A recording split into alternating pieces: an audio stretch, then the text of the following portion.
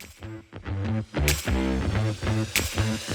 right, what's up, guys? We are back with another podcast episode, and we just finished Nationals, and we have a whole lot to recap from this tournament. It was, I believe it was the biggest pickleball tournament ever done. So, how many entrants did we have? 3,000 something? Like, basically 3,500. Okay. I think it was, like, just under 3,500. So, we're going to recap all of that, just our experience at Nationals, some random things that happened, our tournament results. But before we get into that, we want to talk about two paddles really quickly. Yes. First, this one, if you're watching the podcast, I'll just show it. Yes. We have the Metalbone. Adidas Metalbone. I managed to get one from the guys at Adidas while I was here. Did you steal it or did they give it to you? I didn't have to steal it, thankfully. Thankfully, we haven't had to resort to that yet. So you just casually walked up to them and they're like, do you know who I am? No, they came to me and said, hey, we'll give you one. Oh, really? Yeah. Did you? Or, so did they have to force it into your hand? That's what I want to know. Did not have to force it into my hand. This one actually... I mean, this one's kind of interesting, right? Like, it looks interesting. It does look. It looks pretty good. Like, I actually think when you pick this up, it feels like a very premium paddle. Like, I don't know, it just feels very sturdy. I mean, not having an edge guard kind of always does that. Mm-hmm. Obviously, the bolt system, which we'll talk about in a second, is kind of interesting. Also, the handle. It's like marketed. This is a classic thing. I'll have to measure when I get home. It's marketed as like 5.5, but like I can easily put two hands on this, which to me means it's got to be like at least 6. Right. Like you don't have to put a finger on that, do you? No, not really. Yeah. I don't. So I feel like that's pretty. The handle's nice, and I feel like the little slots there had to be on purpose, like up at the red. It's like concaved for your fingers, like it like slots your finger in there. Yeah. So it kind of concaves in, it curves. Yeah, so that's kind of a nice touch. You know what I mean? Like the taper or whatever. I still can't decide if I like the way it looks or not. Really? I actually think it looks pretty good. It looks pretty good. You know what it is? It's this huge Adidas logo. It doesn't need to be that big. Yeah. I understand why they do, but it doesn't have to be that big. So you know that you're playing with an Adidas paddle. Yeah, which in the current state of Adidas paddles, I don't know that most people. I feel like people be should like, know. Hey, is that an Adidas paddle? Be like, are you really playing with one of those? But who knows? Maybe this one will be interesting. But before we talk about like the feel of it, this bolt system. So this is from their Padel system. They've been doing the bolts in that for a while. I think they even have some Padel rackets where the weights go all around. On this one, it's only at the throat. Here's my only gripe with this. I think this concept is super cool. Yeah, but it's in the least effective spot. Right, exactly. You put more weight there. You just change the static weight, essentially. The swing weight almost doesn't change. Yeah, it probably almost won't change, and I don't even think in this spot that the twist weight's really going to change. So when I get home, I'll check it. Yeah. And all of the bolts added into the slots is only 10 grams, which is about 0.3 ounces, which is not... 0.3? Yeah. It's like, almost like nothing. I mean, it's decent, but it's not, especially in this spot, that's like nothing. You're not going to feel it a thing. Yeah, so I'm very but curious it is cool. about that. It's very cool. I do wonder, okay, give me your thoughts on this. Yeah. I'm curious if they'll ever expand it around to the other areas, because I almost wonder if it would be a little dangerous having the bolts here and like here, just because you're so close to your partner. Like, can you imagine like you swipe your partner in the head with a bolt? It doesn't matter with the bolt or the tip of this paddle. If you're going to swipe your partner with the head of that, it's going to suck. Well, it's going to suck anyways, but like I feel like it'll suck even more with a bolt sticking out of it. Okay, so yes, I would agree. And I mean, on the sides, maybe it won't have that much an effect. Here, the top, okay. The top and the corners, yes. The side could still potentially. It could, but that would be kind of weird. It'd be less. And also, I mean, if they made it so that the parts on the side kind of indented a little bit. Yeah. You know? Sure. So like it almost hides the bolt. Exactly. That could be a fix for it as well. Sure. Yeah, that's an interesting thought. But yeah, I'm very curious to get this back home and like put this in the machine and see, because I'm like, I don't usually put lead down this low. Right. So it just... I mean, I put lead down that low, but it usually goes up to the side of the side of the paddle. Yeah, like up to here. Yeah, like 4 o'clock, 6 o'clock. For sure. Bit. So, I mean, props to them for trying something that like no one else has done yet. I feel like they're clearly headed in the right direction. Okay. I think there was another paddle that did something like that, right? That had some sort of weight system. Wasn't it? Pella? Kind of. Pella? Well, unless there's another one that I don't know of. The one I was thinking of was Master Athletics, where there is like a slot that you put the weight. The only problem is it was essentially like lead tape that they sold you and you slotted in there, and like you could take it out, but it wasn't like reusable. I see. So it's kind of like, well, if it's not reusable, like what's the point basically? But yeah, I don't know. Well, let's talk about this really quick before I forget. Yeah. So they're talking about this has a foam core, which made a lot of people very interested in like, oh, whoa, foam core, how is that legal? Foam itself is not the problem. It's just if it doesn't pass the deflection test with whatever foam you're using. So I believe it's using like a PMI foam, which I don't personally know much about. But this thing... Wait, PMI? Like property mortgage insurance? I mean, maybe that is what it is. Maybe that's why it bounces so weird. Yeah, well, if I get 20% of my drives, my Dingson, maybe you can take the PMI off. That's all I'm saying. That's funny. But yeah, you bounce this a little bit. Yeah. It kind of just feels and sounds like Nomex. Like it's really loud. Yes, it's pretty loud, pretty firm, stiff. Yeah. Not necessarily a bad feel, I would say. I would need to actually like dink and hit it, but just off the bounce, yes. It is loud. Yeah. Not as loud as some others that we've encountered, but yeah, definitely not. And you can feel the vibrations. Yeah, so sure. That's kind of what I'm thinking is going to be the downfall of this, but again, that's only with bouncing a ball up and down. It's hard to say. I kind of feel like if like the concept of this with like a gearbox core probably be awesome. If you had like that, more of that feel. So I don't know. We'll see, but I thought we'd mention that because a lot of you guys were curious about the Metalbone. I'll probably try and do a video at some point about this thing. How much is it going to be? Oh, let me look it up quick. I think it was going to be like $230 or $260. Okay. Adidas Metalbone Pickleball. I actually don't know if this is going to come up on Google because I don't think they're selling it quite yet. Hang on, Pickleball Central found it. $260. That also, I think, is going to be a steep ask. Like, you go from probably like the most made fun of pickleball brand, right? And then you come out with 260. Like, here's the thing. Gearbox used to be on that same list, and now we all love them. So maybe this is it. But I don't know. 260 is a pretty big ask. All right, we'll see when the full review comes out. Yeah. If at all. If you don't see a review, you know that it was trash. Yeah. Just letting y'all know right now. I'm pretty positive this one will get covered. I'm pretty sure it will. I mean, it is interesting. Yeah, it's definitely interesting. Okay. Anyways, well, the only other thing is the 6.0 Infinity launched this week. Yes. A bunch of you probably noticed I don't have a review. I got mine like a week and a half ago and same had nationals, so I didn't have time to make a review. Yes. But you got to hit it. Yep. We'll talk more about this later, but we were at a 6.0 event while we were at nationals. And you got to play with it, right? I did get to play with it. I made sure that I played with it. Yeah, here is my review of it. I don't know if I'll make a full video on it, but it is in my opinion, a little bit softer double black diamond, but also faster. Plays like a 16 millimeter, or feels like a 16 millimeter, plays like a 14. Like in terms of speed? In terms of speed, Gotcha. Yes. But good looking paddle, great feel. But it's not anything substantially different if you've already owned or played with a DBD, in my opinion. But it looks really good. Oh, that's really nice. Yeah. That white edge plus the new like logo on the face. I think they did a really good job with that. Yeah. How was the sweet spot on it? The sweet spot felt pretty like solid. For an edgeless paddle? Yeah, for an edgeless paddle, it was really good. Okay. Yeah. Okay.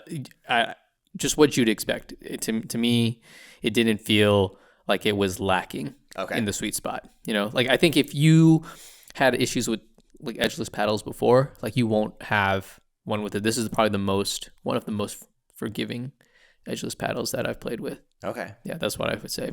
Cool. Yeah, I'm going to try and get a review done maybe by the end of this month. There's still more travel, and I have San Clemente, so it's Thanksgiving, San Clemente, Christmas. And I don't really want to be using a different paddle before San Clemente as well, but I don't know. I feel like based on what you're saying and what I have gathered, like it might not even take that long to review. Mm-hmm. It's not like it's an entirely different paddle, right? It's not like the Metalbone where it's like, okay, what is this thing? Right. It's like, okay, we're familiar with it. You just don't have an edge guard, essentially. So, yeah.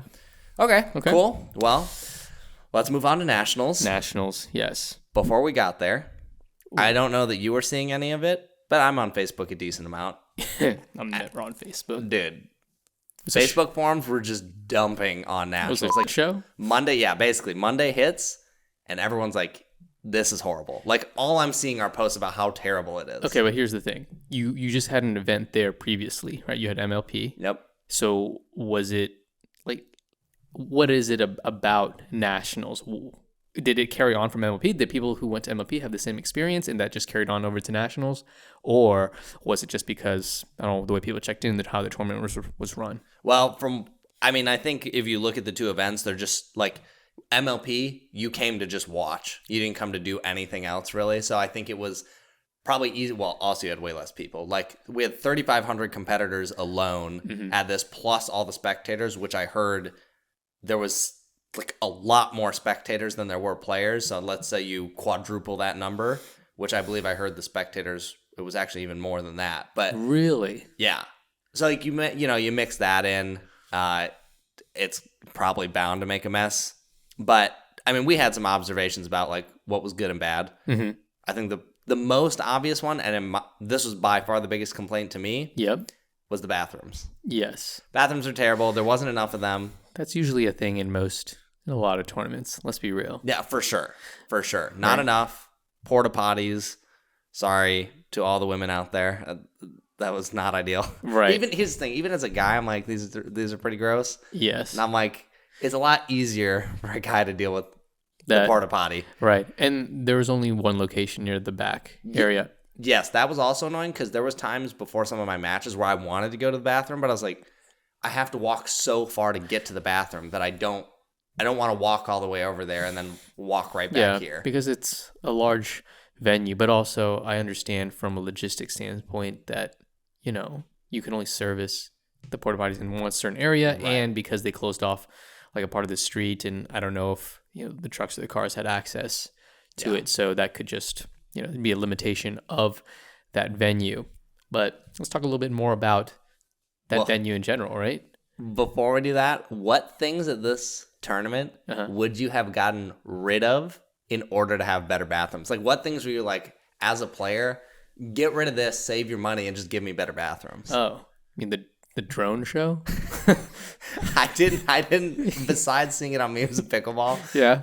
It was so funny the other night, guys. Actually, I think it was literally last night. Yeah. I'm like in bed, about to go to bed, and you were just outside the door, and you're like, Chris, open memes of Pickleball right now.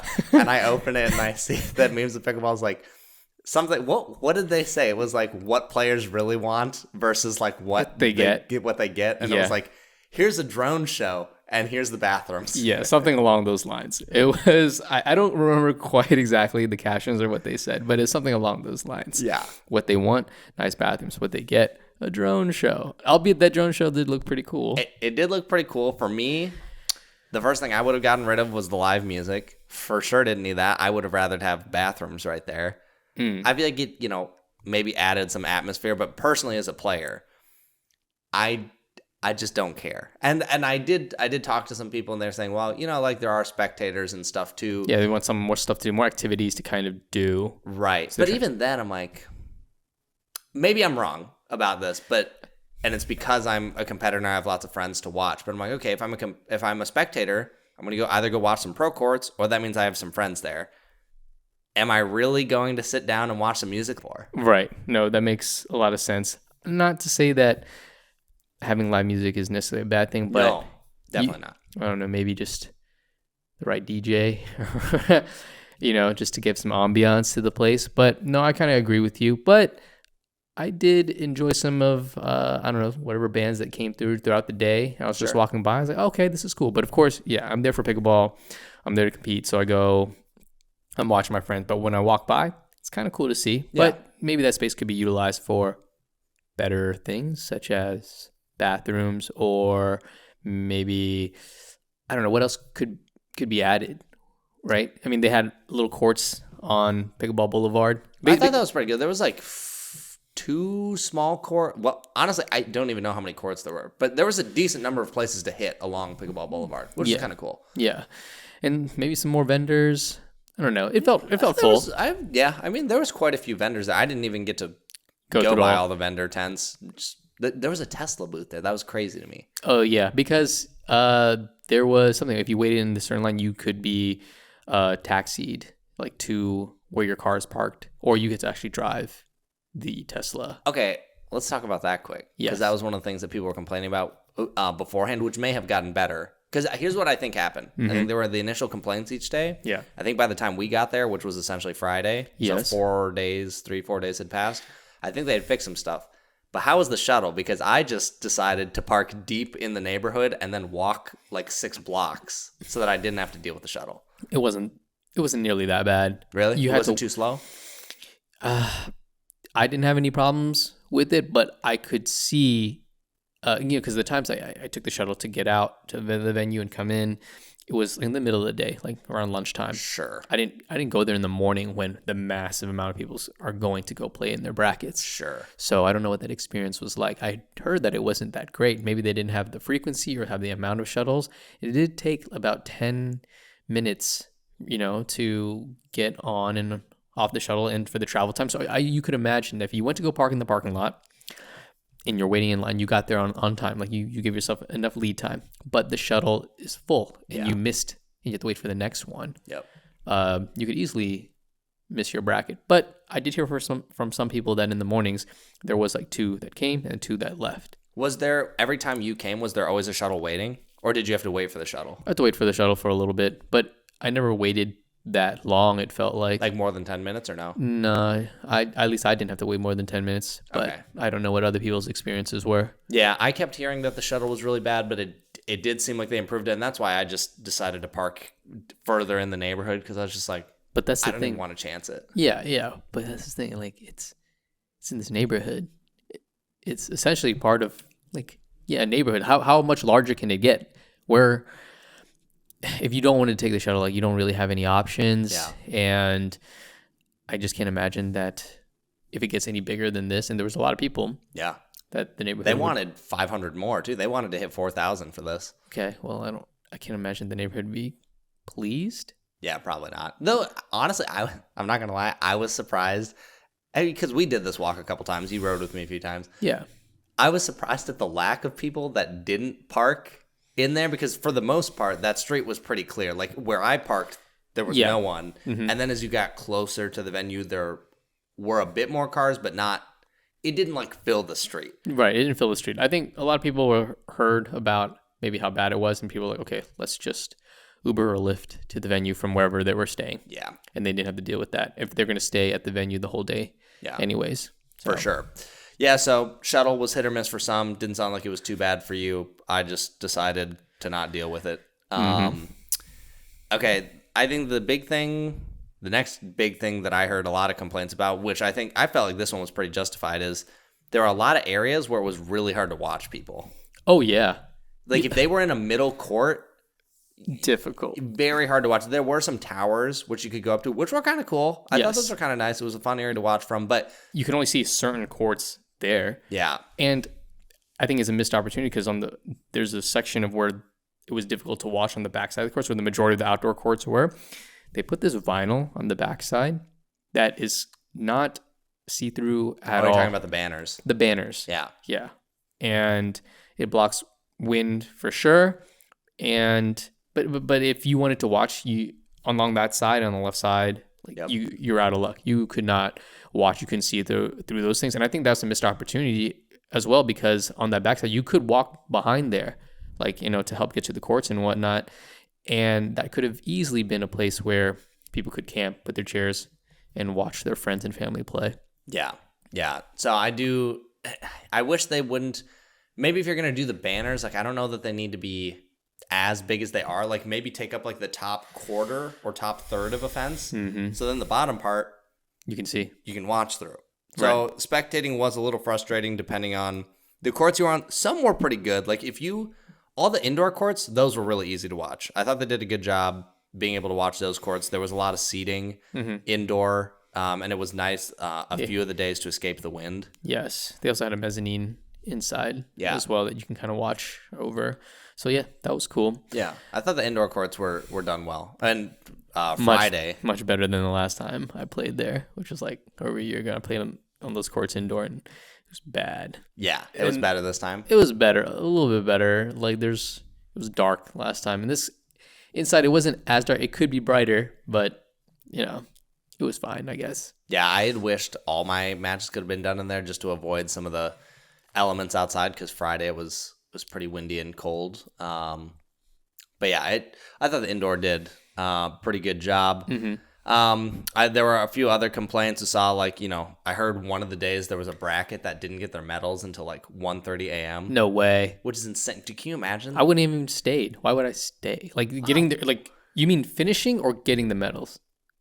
I was under the impression, I'm assuming if they were getting their medals that late, that the match didn't finish until 1 o'clock or something, which is nuts.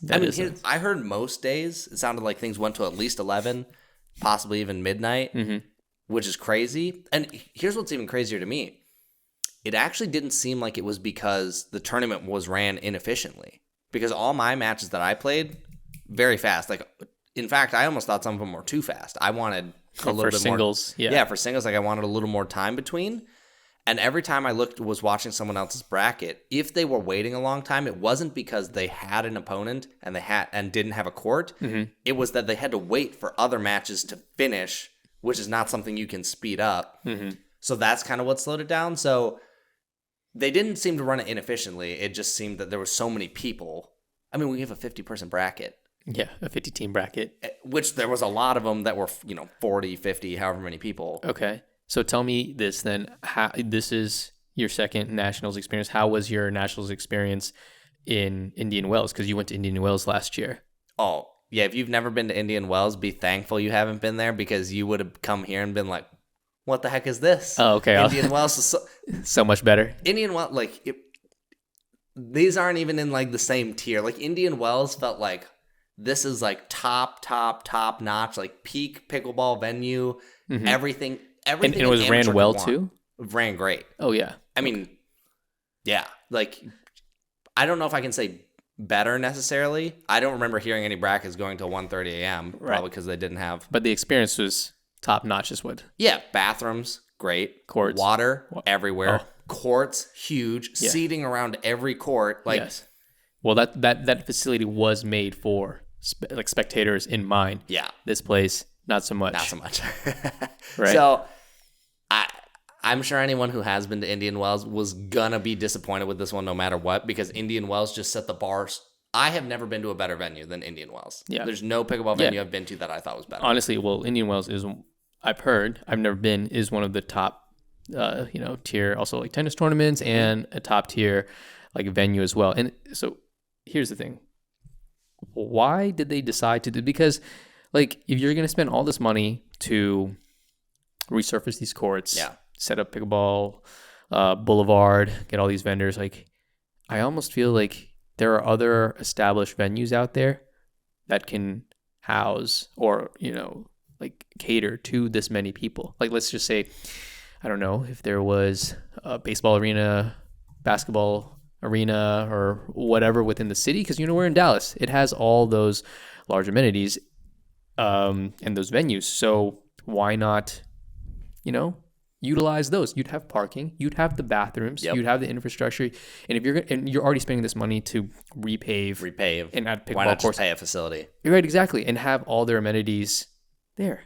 So I've heard a lot of different things. I was just looking up who owns the Brookhaven Country Club, because for some reason I thought it was Tom Dundon, but I'm not seeing anything come up about. Actually, let me just do this. Tom Dundon embraces pickleball. Well, no, it's only talking about nationals. So I don't know if he actually owns this club or not, but I've heard a lot of different things about why it ended up here. I've heard things ranging from Indian Wells may have possibly been too expensive, or they didn't want pickleball back. I have absolutely no clue if those are true. Now that I'm thinking about it, I heard those forever ago, so it's way too hard to say.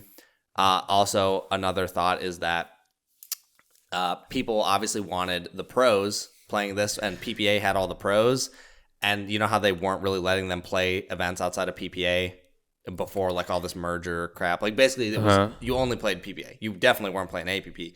Nationals was one of those events where it was like, well, like you can't go play this, and I'm sure it was. I feel like it probably strong-armed USAP a little bit into like, okay, we're gonna have to work with them if we want to do this. So my hunch is that it was part PBA of the deal. Was kind of calling the shots on where it was gonna be then, which made it here. Especially since they're based in Texas. I don't know for sure that's how it all played out, but that's my theory on it. If it was. Bad choice. Here's my thought. For the spectators. If we were not forced out of Indian Wells and it was someone's choice to not do Indian Wells, but we had that as an option, you messed up. You messed up. I mean, it could have been a financial option, like you said. Yes. If that was a thing, give you that. But also, I heard like the renovation was millions of dollars. I heard it was $7 million. It's a lot of money. Like, could Indian Wells be more than $7 million? You're asking the wrong person. I know, but that'd be. I don't know either, but that would be crazy if it's more than that. Yeah, the experience was not the best. I mean, it wasn't bad. No, I was expecting way worse. Okay, way worse. Right. I think for first time running nationals at a venue you've never done it before with the court space, and I would say for the most part it's a success. Yep. Minus some interesting choices. Yeah. Like I heard people talking about for people in like wheelchairs, handicap, it wasn't as accessible. Like the small walkways, they're very tight. I didn't see any ramps for like center court, and I don't even know where you would have parked a wheelchair if you got up there. So I could see that being a complaint. But I thought there were, I don't know, it just wasn't that bad. There was just clear improvements that they could have made. Yeah. Like things that I thought were good. I thought the food was decent enough. I liked the pizza. I thought it was fine, like maybe a little expensive, but that's what you expect. I thought warming up was not too hard. If you saw a match end, you could usually easily hop on and probably hit there for 5, maybe 10 minutes. That was fine.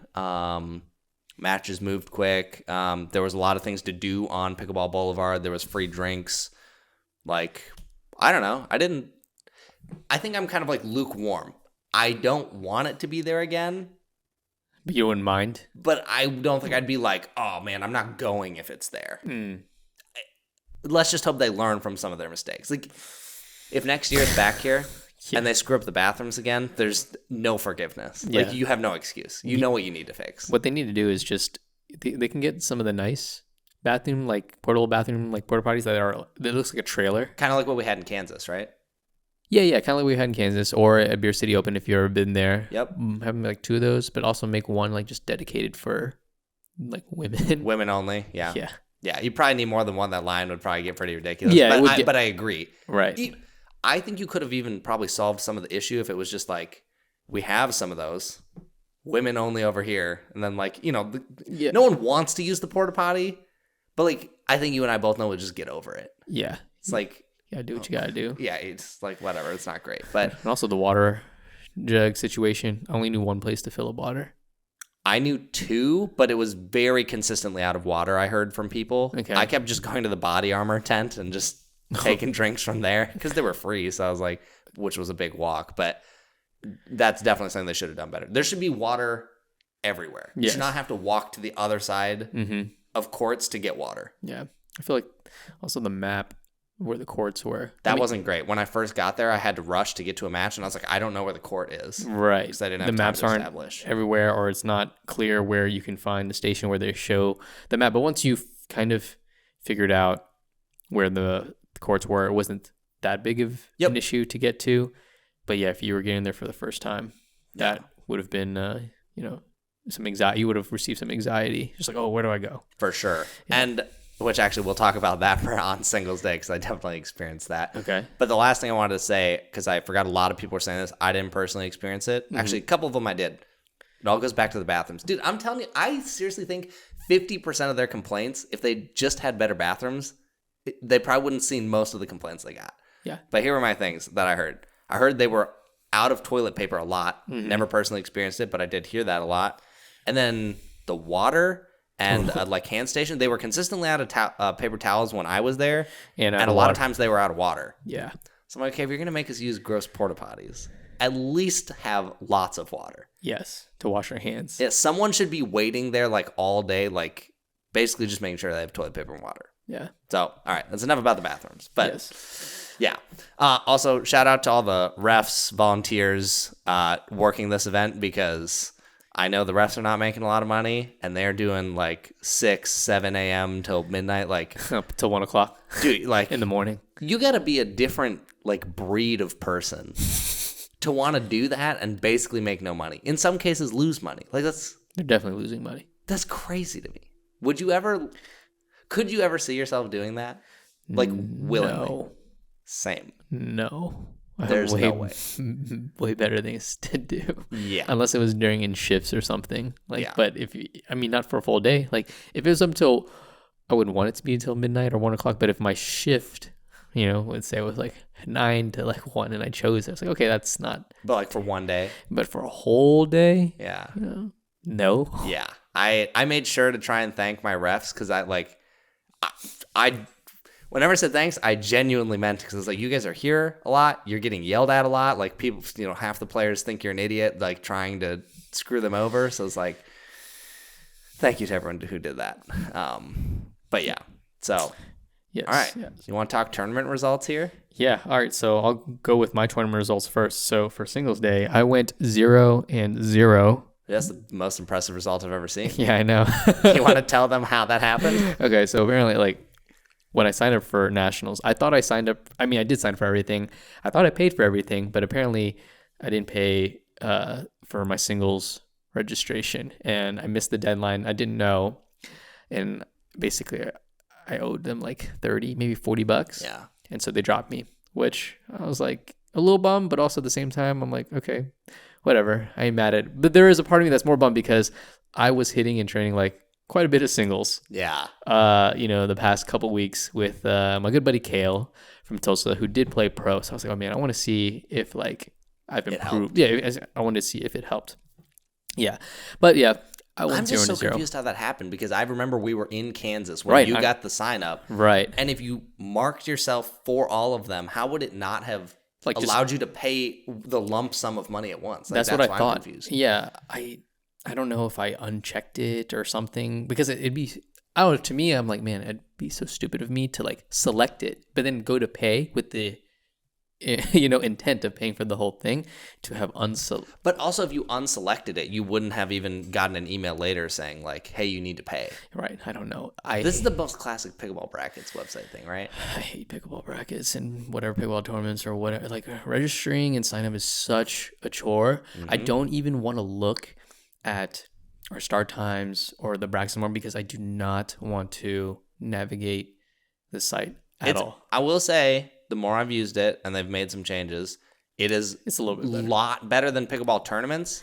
Still has a ways to go, but if we had to go back to tournaments, I would be upset. Like, viewing a bracket, now that they highlight the green to show you who won, it's very helpful in seeing like what the scores were and stuff. Yes. So that's good. But yeah, I remember it was like a couple days before the event, I was like looking up the start times and made sure we knew what days and everything everyone was playing. And I was like, Will, what day do you play? I was like, I'm looking you up and I can't find you anywhere. And you were like, I don't know, I'll go look it up. And you just weren't there. I just wasn't there. It's fine. That's a bummer. That's a bummer. On a scale of 1 to 10, like, where would you rate your disappointment in not getting to do singles? And not maybe like a 6. Oh, okay. That's actually more than I thought. I was thinking maybe be like a 4. Yeah. It was a 6. Just the only reason is because I've been playing a lot of singles, and I'm a better singles player. Yeah. And I don't know. Singles gets me like pumped up. Yeah. For sure. But yeah. For sure. Okay. Well, my singles day, which was a pretty cold day. It was very cold. We'll come back to that, but it was cold. Yeah. It was definitely cold. Would you rather choose like that cold, or would you rather be like burning hot? Like what temp burning hot? Like we were in Texas that one time. Texas. You choose? I would choose Texas. I mean, this is also Texas technically. I would choose hot Texas. Hot Texas. Yes. I really hate being cold. Even though you can always add more layers, I didn't really have the layers to add. I had sweatpants and a hoodie, and we'll talk about why that didn't work. Are you sure you're from Minnesota? For sure I am, but I probably shouldn't live there. I don't think I was meant to be there. When I'm prepped and I have like my jacket and all my warm stuff, it's fine. Okay. But I was not ready. Because when I come into Texas, I was like, it's going to be like 80 degrees. Like, it'll be warm. No, it was like 60s the whole time. Yeah. Which, if it's sunny, that's good weather. When it's cloudy and a little wet, it's not so great. Yeah.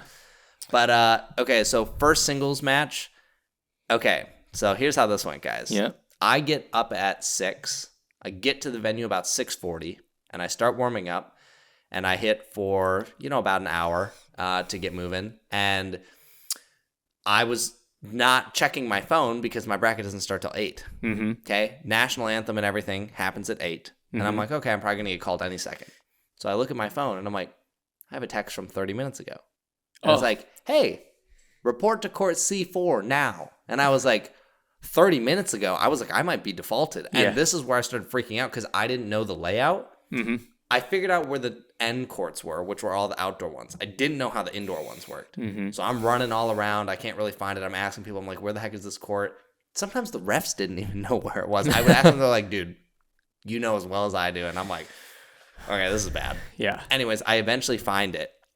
And I get there, and I see them waiting, and they kind of just wave like, oh, yeah, we're over here. And I was like, oh, my gosh. I was like, if I got defaulted, I would have been so mad. Yeah. I actually would have argued it because the start time was listed at 8, and we hadn't even done, like, the national anthem yet. So I would have been like, there's no tournament where we start before that. Right. So I definitely would have argued, but thankfully, opponent was super understanding, ref was super understanding. It all worked out fine. It's possible also that it could have just been telling me this is where your court's gonna be, and they may not have actually been waiting that long. Like maybe they had gotten there 5 minutes before. I don't know. But I was panicked. But also you got the text late. It could just be there's so many people there. Maybe they're all getting texts. Maybe, I don't know, the cellular system wasn't going through, so the texts were coming in slow, because that happens. Well, except I got it early. Oh, you got it early? Yeah, I got it like at 7:30. But my match wasn't listed till 8. Gotcha. Yeah. So anyways, I got there to the first match, played that one, ended up winning it in 2. I started up 7-0, and I was like, okay, I got this. Guy came back, and I think that match ended like 11-9. And I was like sweating bullets when he started catching up, because I was like, what the heck? I was like, how did I just blow a 7-0 lead? Like, I thought I had this. It happens, man. It does. And what can you do? But he was a good opponent. That guy was really fast, and he was good at switching his hands when he was outstretched. Like, he would just put it in his left hand and hit like a drop. And he hit it well, and I was like, it's annoying. The most annoying thing. It is, because there was actually one that he got that I was not expecting him to get to, and it kind of went right at me, and I like just tried to not get hit in the face, and like I hit it out, and I was like, how did he? I just wasn't ready for him to get it. I was like, oh, I won the point. No, so like super fast guy, super nice guy. Ended up winning that one, and then I'm convinced, man, these PPA tournaments are rigged. If I have to play Jamin or AJ one more time in a tournament, for those of you who don't know, the gold medal match that Will and I played in was against these two kids, Jamin and AJ. Yes. They're very good. I have now had to play them in a final in Kansas. We had to play them at Duper Nationals. Yes. Or I guess we didn't have to play doubles against them, but we played singles against them there. And we played doubles against them in PPA Texas, in Rockwall. Yes. Earlier in the summer. Yes, that. And then I get lined up with one of them in singles. And I'm like, I can't. And I've lost. Every time I've ever played to them, I've lost. You're 0-3. No, you beat. I mean, where it counts, you've lost. You beat them. True. Last year at Nationals, I 2v1'd them. And you beat them. And they got way better since then. Yes. So, anyways, they're super rock stars now, but I did laugh. I was like, gosh, I can't escape you guys. Yeah, what's the score? Let me see. You lost to them 8-11, 11-9, 9-11. Very close. Dude, this is probably my favorite singles match I've ever played. Really? I really wish. Even more than playing against me the first time we met? Yes, because I got rocked, so that wasn't so fun. Okay, fair. But it was a really good match. I really wish it had been filmed. I wasn't in the mindset to like turn on my camera. A lot of the courts didn't have space, so I just didn't bother. Didn't one of the PPA staff come up to you and was like, "Hey, I know you are like you. Why aren't you filming? Yeah, you can no. film because they Yeah. probably thought that like we were because that incident where The copyright the strike. copyright strike on our YouTube channels. Yeah, like hey, we took that offer. You can do it now. Go Yeah. do it. Yeah. I know, and I was like, yeah, it's just the space. Like, but yeah, we had a great match. I mean, you can just tell by the score 8-11, 11-9, 9-11. Very close. It was super fun to win the second one, obviously go to a third, and then I was down a bunch. Like I want to say I was down like 3-9 in the third. Oh wow. Made a big comeback. I don't know. It's hard to describe it, I guess, without having video to show you guys, but a lot of good energy in that match. And I like playing them. Yeah. Because they're just really respectful, nice kids. Yeah. Yeah. Like, I mean, they're like young adults almost. I think they're almost 18, so kids probably not the best term. But like, they're just super nice. Like playing them, I'm not mad. I'm not worried about them hooking me. I'm not worried about them doing something ridiculous. Like, yeah. they're just good. Yeah. You're just worried about them tarnishing your reputation by just destroying you every single game. One of these days, I'm gonna beat them. Well, let's move on to this really. Well, okay. Let me finish singles real quick. All right, next match. I was also late to my next singles match, and when I got there, the ref was like, if you had not been here in the next 20 seconds, you would have defaulted. Oh, that would have been horrible. So when I finished that match against him, I was like, I'll have time. You know, usually tournaments, you might wait like 20 minutes. Yeah. I think I got the text within like 3 minutes, and somehow my phone marked it as red, so like I just didn't see it. And so at some point I was done talking to someone, I looked at my phone, and I was like, 18 minutes ago. So again, I'm scrambling to try and find this court. Eventually find it. Yeah, so the matches went fast. For those of you guys out there, I got there at the venue around, like 8 o'clock? A little later. Because you showed up, because you missed my Jamin match. So that was probably after 9 maybe. Right. And then I was like, okay, I'm here. I'm going to catch your next match. Yeah. And I left, and I went to go check out the venue and stuff. And then I came back, and you're like, oh, no, I'm done. And I'm like, what? Yeah. I felt like I just walked like just around the venue to check out like food or whatnot, just get the lay of the land. I came back and you're like, oh, I already finished. And I was like, what happened? Yeah. I was like, that was, did you forfeit? Yeah. I mean, basically almost did. Or maybe they saw you like, oh my gosh, you're Chris Olsen. Okay, I'll default for you so you can move on. Maybe. Unfortunately not. But when I did get to that match, I think against Jamin, it was probably some of the better singles I've played, or at least very intense. So when I did finish that match, like my back started hurting and my legs were just really sore. So when I got to the next match, I feel like I just wasn't in it. Like it was windier on that court. I was sore. My opponent was also just good. Like I think even if you took those things away, my opponent was beating me. He beat me 15-4. So like even if you took away my back being like sore or whatever, he was probably beating me. He was a really good player. Really good drops. But yeah, he just messed me up. So he was a good player. And no comeback this time? No comeback this time. Didn't even feel like you're going to come back. No, I could tell by the time he got to like 10, I didn't give up, but I was like, I don't have an answer for this guy. I'm going to go on a quick little tangent. Sure. Okay. Me and Nam and Justin, on the way to dinner later that night or the next day, we had this argument in the car. And Nam asked a very interesting question. He says, would you rather be up 7-1 in a game, or would you have rather be down 1-7 but then have clawed back to 11-7? This is if you're in the back draw and you're playing up to 15. Okay, so you're playing one game up to 15 and you're up 7-1, and this is the point of the game. Or would you have been down 7-1 and then like had the momentum, and now the score is 11-7 in your favor? So which scenario would you rather? The outcome is the same either way? The outcome, like you get to the same score either way? Yeah, you get to the same score either way. So basically the question is, are you a person who likes to be ahead, or do you like to come from behind and then get slightly ahead for sure. You want to stay ahead for sure? No way I want to be down. One, because it means But but the outcome is the same. You will get to 7-11. I'd rather be ahead. You'd rather be ahead. Mentally, it's better for me to not be down. Okay. Like, I do feel like I have the mentality of like, oh, you can always like kind of claw back. That's kind of what happened with Jamin. But I feel like it's way more mentally fatiguing for me to be down and then get up than if I'm just ahead. Interesting. Okay. I How think about I would choose the second option. Really? That I would have been down 7-1, but somehow I clawed my way, and now I'm up 11-7 Okay, why? because I have the momentum, and now I'm still ahead at this point in time, and I'm closer to the win if we're playing to 15. But even the other way, you still get ahead, right? Yeah, you are still ahead, but I think. Okay, so the question really now becomes: do you want?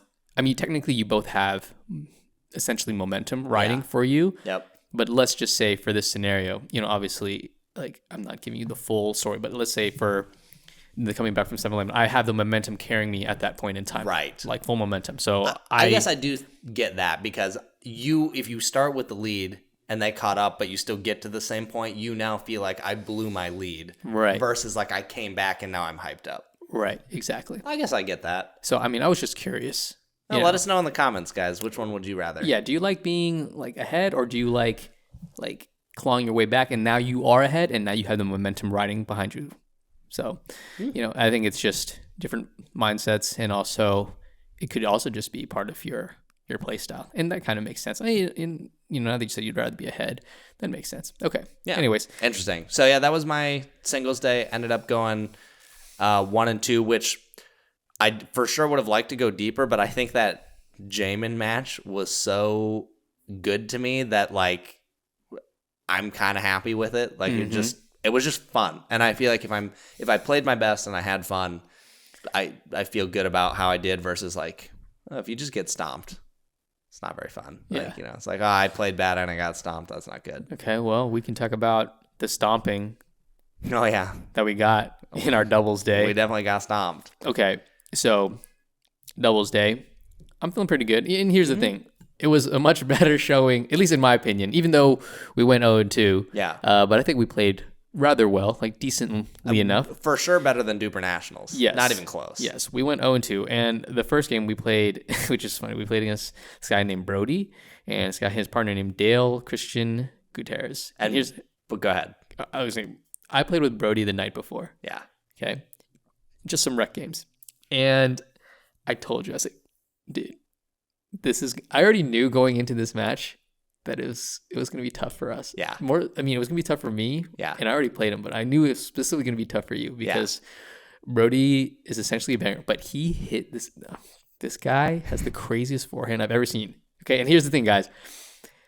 I played against pros. Yeah. And Brody has one of the craziest forehands I've ever seen. He's not a pro. So much topspin. He holds it like almost Western. No, he does hold it Western. While we talked and we looked at it, it is basically just semi-Western, but I think he's a tiny bit further to where it doesn't quite cross Western. Because when he holds it, I'm like, okay, that is a semi-Western grip. But when you watch him hit, you're like, what the heck is wrong with your wrist? Part of it is because he holds it very loose, but yes, he gets ridiculous topspin. If you did your spin test, his RPM numbers would have to be they gotta be hitting 3,000. I don't know if whatever it was. This guy's literally hitting drives over our head, and I'm like, oh, that's out, literally over my shoulder. And I turn around, and I'm like, oh, nice, it was the middle of the court. Yeah, like this is like literally like eye level to me, and it's dropping down the line. It's not even going cross court; it's going down the line. Yeah. And is dipping in, and I'm like, what? Yeah, it was. But here's the thing: I knew it was going to happen, but it takes a little while to get used to it. And then I was like, oh man! And he also hits it pretty fast and hard. And I was like, oh man! If one thing Chris hates, he hates just bangers. You know what's funny about this? Yeah. Maybe they didn't know this, and I was so glad they didn't know this. What? His partner, who we're going to get to in a second, was even crazier banger. Yes. Brody was like, he hit pretty hard, but it was mostly a lot of spin. Yes. For some reason, they just drove everything at you. Who was the better player to drive it at? Or worse player to drive it at because you handle that pace better? Yeah. His partner, every time I watched him game one, because pretty much every drive got blasted at you that I remember. Mm-hmm. And I was like, I'm glad that's not me. That's me, yeah. I barely got some of those back. And honestly, a lot of them were, I would say, like maybe... At least 50% were going out. Yes. At least. But you didn't have time. You didn't have time. And you weren't sure either because they were so low. Yeah. And usually when balls are that low... there was times I tried to dodge it and it would nick me. And I'm like, oh my gosh. Well, Ken, now we got to tell the people. This guy is playing with a Gearbox Pro Power So it's like Will, outside of me, it's probably Will's first time really experiencing someone who's used it a lot against him. And the man weighs it up to nearly 11 ounces. It was like 10 and a half. He was ripping them. Okay. I can hit ball pretty hard with it. Like if I'm like not tense, it's like, okay, very powerful, especially compared to other paddles I've hit. Mm-hmm. This guy hits a drive and I'm like, I didn't know someone could hit a drive this hard. Yeah. Like the first few that came at you, I was like, what just happened? Yeah. It was crazy. Like this guy had an absolute monstrous drive. And now that you've played against it in a tournament and someone who could hit it that hard and you got hit that many times. Yeah. What's your take on it? My first take on it is that it's probably not good for the game. And I said this too in my review of it. I was like, I'm not sure. And then anybody out there who says that paddle is not powerful, you're out of your mind. Dude, I watched a lot of people with that paddle this tournament. I tried a ton of them. I guess I didn't really get to hit yours, but I had John Q bring his and I bounced around. Feels just like mine. Yeah. And I hit some other ones. I even bounced after our match. I hit his just to see. Same thing. So here, I'm going to go on a tangent really quick. We'll come right back to this. If you guys get this paddle, you have to break it in. Whether or not this is intentional design, what we have come to the conclusion is this paddle changes as you hit it. Like a brand new one does not feel like a broken in one. And every single person who has had it for enough time to break it in, it feels exactly like mine. So people for a while were like, oh, like the reviewers probably got juiced ones or whatever. I've hit enough like consumer ones now, and I even bought this trip. I bought 2 for myself, brand new ones, and I'm going to hit them and break them in so I can like make a whole video on this. But anyways, if you think it doesn't have power, break it in. Because I promise you, there is undisputably, you cannot dispute that this is the hardest hitting paddle in pickleball. There's no shot. Right. That's like you can use. That's like legal. Yeah. Well, some people argue that it's not legal. But anyways, I would say I think I would need to play with more high level people who's playing with it to kind of get used to the pace. I think I can like adapt and handle it. It will be difficult. Yes. But I could imagine that if you know kind of how to hit it hard and you're playing lower levels and people are not as skilled, like this will be a very big problem for them. And like somebody will get hurt. Yeah. If you know how to use it and you're not careful. I mean, when he had an overhead, I was like, I'm not even going to try and hit this back. Yeah. There's no way, even if I got a paddle on it, I wasn't going to get it in the court. Yeah, it was pretty tough. We did do better the second game. We lost, what was it, like 11-4, 11-7, something like that? Oh, second game. We lost 11-7. Okay. Yeah, in the second one. Because we basically figured out, like, okay, we should either hit it to the gearbox guy's backhand, because his backhand wasn't nearly as good as his forehand. Yeah. And Brody, what we realized is, one, we should drive it at him because of his grip. You can kind of jam him up, or you should speed it up at him. But we just kind of realized it too late, and it was hard to, claw back. Like, they were still beating us in points, so it wasn't like, oh, we figured it out, and now they don't get any points. Right. I would suggest that if you do face somebody who has this paddle, if you get to the kitchen line, try speeding it up. If you have a pretty decent speed up off the bounce, or even out of the air, speeding it actually up to the person who has the gearbox, because hard to control. It can be hard to control, but I mean, if they're sitting on it and they're waiting to just like tap it back, like you're going to be in trouble. But if they do that a few times, then don't do that. But like you might find some success in speeding it right at them, because it is hard to control. They might pop it up and then you can put it away. Yep. Or even just hit it out. They can just hit it out. Exactly. So that's something that I would probably try and do. And if you have a decent drive, I tried driving into his backhand, and it did work. Because I was like, let's not drop it, because as soon as we get to the kitchen, and if our drops aren't good enough or our dinks aren't good enough, they're high enough. They just on defense. Exactly. So I do think, last thing on this gearbox, so after experiencing that game, I'm like, okay, that's insane. I mean, I personally felt the drives were to the point where, as you saw him wind up, if you did not decide in that moment, am I letting this go or am I hitting this? It was too late. Pretty much any other paddle, doesn't matter. Yeah. They can hit the ball and then you could decide. This one, I didn't feel like you had that time, so it was really hard to figure out, like, even if you decided I'm going to hit this, you don't know, is it my shoulder, is it my chest, is it left, right? Right. Like, not a lot of time, but I have a feeling if you showed players 6 years ago a thermoformed paddle or the banging that happens now, they would be like, that's really bad. We don't let the game go there. Yeah. So I do think people adapt, but I definitely think the gearbox is at that upper limit. Yeah. Of what is just going to be possible for people to deal with. You know who else feels like it's surpassed the upper limit? Who's that? Your brother. Yes. My brother did get rocked by some gearboxes this weekend and was not too happy about it. Oh, man. And the second guy he played, I have no idea what his name was. That guy knew how to use that paddle. Like, I'm watching these people play this paddle, and I'm just thinking about all the people who have commented on my review. And like, this paddle's not powerful. And I'm watching these people play, and I'm like, there's no way you watch this guy and you think, yeah, that's a soft paddle. There's absolutely no way. I didn't get to see any of it. All I know is that your brother was livid. Yeah. After you came. I never heard somebody flip the script so much on a paddle that he disliked or liked. Right. Because he was like, oh yeah, it's fine. Not a big deal. And then after that, Yep. oh, you heard it. Was not good. Nope. Now, funny enough, after we lost this match, Yeah. we were waiting for the loser of the next match. Yes. And it was Jamin and AJ. And they nearly lost. They got rocked pretty hard in their first game. They won their second. And in the third, they were down quite a bit. Yes. At least 10-7. So I was like, we're going to play them again. I was like, we can't escape them. I was like, who is bringing this draw? But they did end up winning. It was amazing comeback for them. Great job to them. We played their opponents who were very good. Yes. It was Taylor, I believe his name was. Taylor and Parker. Taylor and Parker, yeah. Yeah. They're from, I believe they're from Kansas City. So some of my friends knew them.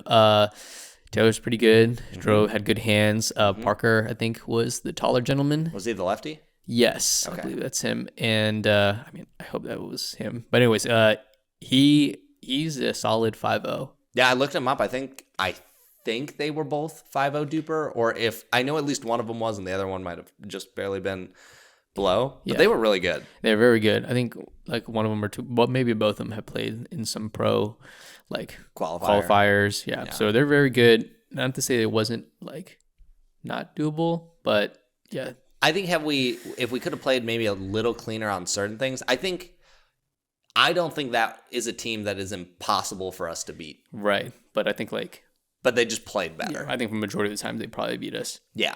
Yeah. And part of it, I was like, Chris, where unleash the fear box? The problem was there was just, well, maybe there was. I don't know. My memory's probably super skewed. I just never felt like I had a ball like high enough to do anything with. Like these ones here, I'm like, what do I do? But I agree. It needed even more. on the serves though. I was like, oh, true. For sure. Come on. Yeah, we did talk about this. The serves I needed to hit harder, but I just was not confident that day. Not even because of the paddle. I just you're not confident. It was just a lack of confidence, period. Yeah, but maybe some singles or whatever. Because all right, so here's the thing: back in Texas, in Duper Nationals, that was the one thing I could do. Yes, that's what I'm saying. So I was watching you hit these serves over. I was like, Chris, you're like, come on, dude. Do you know that you have a Ferrari in your hand and you're driving 40 miles an hour? Oh my gosh! And I was like, Chris, I can't. I need you to help me set something up because I was like, there's nothing that I can do. Yeah. And I was like, I wanted to do some more shaking bits. I was like, okay, I need you just to rip this, and I'm running there, and I'm gonna see what happens. Yeah. But I didn't get that, Chris. I didn't get. I definitely needed to probably just resort to banging the ball. That was probably about the best thing I could have done in that game. Well, I mean, our dinging wasn't that bad in that game, but when we both got to the kitchen, I think we both could ding fine. But as soon as they initiate or we get into a hand battle or something, they were just better. We can only get a few back, and then also many of those speed ups and stuff was going to you, and I was like, okay. And eventually, if we don't attack first, we're gonna get attacked, and But other than that. That's what happened. Yeah. So it was 0-2, kind of rough, but I think which we'll go into this whole topic here, which is about the issue of skill brackets at nationals, which is a huge problem. Hold that thought. Okay. I need to go to the bathroom. Oh, okay. Go for it. The intermission. Yes. Okay, we are back real quick. We had to take our first ever intermission in the middle of a podcast. In case we couldn't make that cut seamless, I'm just going to say that to cover us now. But anyways, I do want to talk about the issue of skill brackets because we experience this. Everyone experiences this at nationals. So let's go over a couple things really quick. First of all, at nationals, I saw a lot of posts, specifically like on Facebook, they would call out specific players. They'd be like, oh, how gross, this 5-0 plus person's sandbagging in 3-0. And I'm like, okay. And this you can't, though. No, you can't, because, and this is what a lot of people don't seem, I thought everyone knew, but I quickly realized people don't know. Yeah. You do not get to pick the division you play in at nationals because they use your UTPR, and there's probably a lot of you out there who don't even know what the UTPR is. If you haven't been in pickleball very long and you're only familiar with Duper, UTPR is what we used to use. And what made it so bad was, one, it doesn't update by very much when you finish a tournament, and two, it only updates when you play sanctioned USA Pickleball sanctioned tournaments, which is like APP and a number of other tournaments that I've never been to. So I've only played a few APPs. So my UTPR is 3-5. So they tried to make us play, well, I did have to play 3-5 singles, even though I play 4-5. And they put us in 3-5 doubles originally until I emailed them and said, guys, Will and I literally got second in a qualifier in 4-5. Yeah. Why are we in 3-5? Well, and then they moved us up. They moved us up. But which, just so everyone knows, that basically doesn't happen. I know tons of people who said, can I please play a higher division? And they said no. So I don't know why we got the exception there. Probably because your UTPR is higher. Probably. Maybe. I mean, we might have been better off in 3-5. Maybe. Because, I mean, even in 3-5, there was people in there that were 5-0 plus. 5-0, according to Duper. Yeah, according to Duper. You basically had to be, it was basically an open level tournament. Yeah. Nationals, and in my opinion, I don't even think this is a bad thing. I heard that nationals actually used to be only age divisions, no skill. It was just who is the best 19 plus, who is the best 35 plus. There was no 3-0, there was no 3-5. Okay. And I think that's the better way to do it, because the way they're doing it now, if you don't know better, you're essentially lulled into like I'm playing, if you're someone who gets put in the correct one, I'm playing 3-0. Well, I'm going to play against a 5-0 and I'm going to get rocked. Yeah. So it's not going to be fun. You might as well just be the age divisions, because what it turns out to be is if you are not a top tier player, you're not winning. In any of the divisions. You got to be at least 5-0 plus to win any of the divisions. Who won in our division? I don't remember. I didn't know their names, but Denim Demon got second, and he plays pro qualifiers now. Yes. So like, he's gotten way better. And let's go over this really quick. We'll just talk about the bracket sizes, because this is where I have big gripes. So the first number is going to be the men's bracket size, and the second number is going to be the women's bracket size. We got both of them. And keep in mind that this is 19 plus. Yes, this is only 19 plus. We didn't check all the ages because it just would have been too many brackets. Okay, 3-0. 10 people in the men's, 7 teams in the women's. Then 3-5. 44 teams for men's, 24 for women's. 4-0. 44 teams, 23 teams. 4-5. 16 teams, 9 teams. 5-0. 5 teams, 4 teams. Yeah. So I have many complaints. Okay, obviously you and I should not have been in a 4-0 bracket. Should have been in like a 4-5 bracket. Right. You would rather be in those higher, well, maybe not the 5-0, because you're literally playing like qualifier level people who are really good. Yes. But the teams, there's substantially less teams on the really low end and on the really top end. 3-5 and 4-0 is just stacked. And they won't let people are trying to play the correct one and they won't let them. How fun is it to say you won with 5 teams, and how annoying is it to wait around all day in a 44 team bracket? Crazy. Like it can't be fun. Yeah, it's definitely not fun. Like, I would personally, I think it's harder to win the 3-5 or 4-0 bracket than the 5-0. Because there's more people in there, more talent. You're going to be there for 12 hours versus, like, let's say upwards of 6, but probably realistically 3 or 4. Yeah, no, that makes sense. And you're still playing some people who could play in those 5-0 brackets. Yes. Why not just have them in those brackets? Yeah. But they're just going off UTPR. So. Right. Which is completely useless. I mean, we've talked about it, but it's never updated, so it's completely useless. You don't get a choice. Like, I think Nationals either needs to make a change and say it's all open level, or they need to implement Duper. Or update their rating system. Even if you think Duper's bad, which a lot of people do. Yes. I think there's a lot of complaints. It's not perfect, but if you compare it to, and this is why sometimes I'm like, people who complain about Duper, I'm like, were you around for UTPR? Because I'm like, Duper makes UTPR, like Duper looks amazing. You're like, oh holy something grail. That works. Yes. Whenever somebody ever complains to me about Duper, which is very far and few in between, to be quite honest with you, but if they do, it's like, I ask them, what's the alternative? Yeah. And they, nothing. Blank faces. I was like, that's right. Yeah. Yeah. Deal with it. So it's like, if people understand, Nationals should tell you everything you need to know about why Duper is at least a decent system that gets very close in the ballpark, even if it's not perfect 100% of the time. Right. Pretty much any ranking system, there's always little bits of issues. Also, real quick, I was going to give a quick shout out to our buddy Nam's nephews, Nate and Matt. They actually got bronze in 3-5, 19 plus, which is pretty impressive when you consider the teams you're playing. Exactly. Yeah. It's pretty darn impressive. 44 teams, and you got bronze. Yeah. I was actually talking to a friend of mine as well, and he was saying he's played quite a few nationals, I believe, and he was like, here's the thing. If you tell me, because I was joking, I was like, if you're a 5-0 guy and you like, imagine you're like Denim Demon, you play qualifiers, and you win 3-5, and you're going to go make your social post about like, hey, I won nationals. Imagine having to say, guys, I won 3-5 and like, you don't even want to say it because everyone's like, oh, someone even messaged me on Instagram. They're like, how bad did you want a medal that you had to play 3-5? And I was like, I didn't want to play 3-5. I was like, it had nothing to do with the medal. I didn't get to pick.